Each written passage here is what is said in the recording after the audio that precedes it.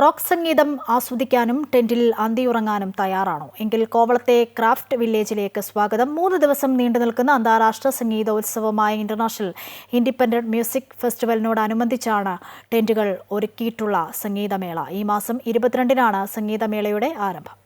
6 രാജ്യങ്ങളിൽ നിന്നായി 17 കലാകാരന്മാർ. ഇതിനു പുറമെ ആരാധകരെ വിസ്മയിപ്പിക്കുന്ന ഇന്ത്യക്കകത്തുനിന്നുള്ള ബാൻഡ് സംഘത്തിന്റെ വൻനിര. കോവളത്തെ ആർട്സ് ആൻഡ് ക്രാഫ്റ്റ് വില്ലേജാണ് സംഗീത വിസ്മയത്തിന് പ്രത്യേക വേദിയാകുന്നത്. മുൻവർഷത്തിൽ നിന്ന് വ്യത്യസ്തമായി ഇത്തവണ പ്രത്യേക വേദിക്ക് സമീപം നിർമ്മിച്ചിട്ടുള്ള ടെന്റുകളിൽ താമസിച്ച് സംഗീത പരിപാടി ആസ്വദിക്കാവുന്ന തരത്തിലാണ് ക്രമീകരണം. ടൂറിസം സെക്ടറിനെ സംബന്ധിച്ചിടത്തോളം ഇതിനൊരു പ്രാധാന്യമുണ്ട്.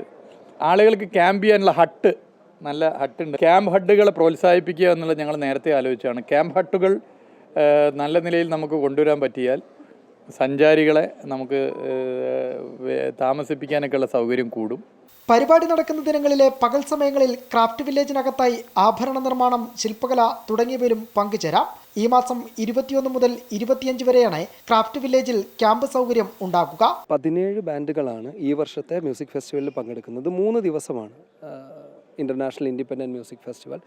ഇൻഡിപെൻഡൻറ്റ് മ്യൂസിക്കിനെ പ്രൊമോട്ട് ചെയ്യാനുള്ള ഒരു ക്യാമ്പയിനായിട്ടാണ് ഈ ഫെസ്റ്റിവൽ ക്യൂറേറ്റ് ചെയ്തിട്ടുള്ളത്. അന്താരാഷ്ട്ര സംഗീത കൂട്ടായ്മയും ക്രാഫ്റ്റ് വില്ലേജും ചേർന്നാണ് സംഗീതമേള ഒരുക്കുന്നത്.